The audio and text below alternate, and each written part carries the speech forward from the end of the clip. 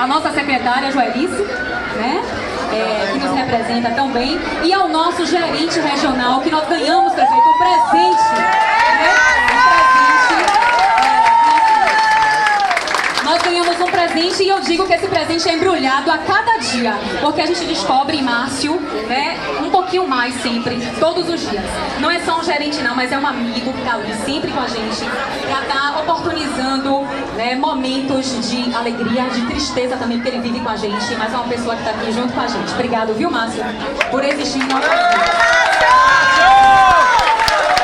E aqui eu convido Alcides, né, nosso colega, nosso gestor também, da Laura Salles, para estar fazendo uma homenagem ao prefeito. Oi, gente, bom dia. Eu quero falar da honra e da satisfação de estar do lado do senhor, meu prefeito, o melhor prefeito do Brasil! E todo cola com ele, Cris. E colando com ele, meu povo, eu quero dizer que aqui não é Barra, que aqui não é Ondina, que aqui não é Corredor da Vitória. Aqui é o Parque das Bromélias, o Bosque das Bromélias. E o nosso prefeito entregou para a nossa população, para nós aqui da Regional Itapuã, um empreendimento dessa magnitude, dessa qualidade, para esse povo que merece e precisa.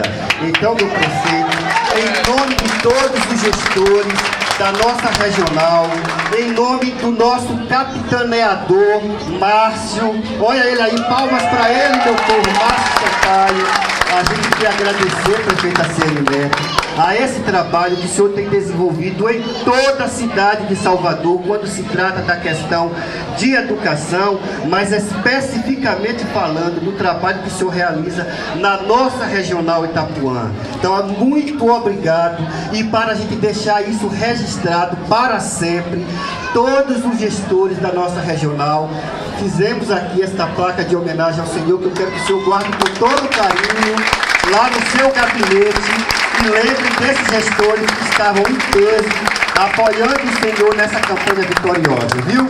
Obrigado, meu povo, essa creche é nossa! Maravilha, alegria, felicidade estampada. Um abração para nossa secretária Joelice, que faz um trabalho brilhante na nossa secretaria. Obrigado, meu povo, obrigado, meus colegas gestores todos, viu? E chegou a hora.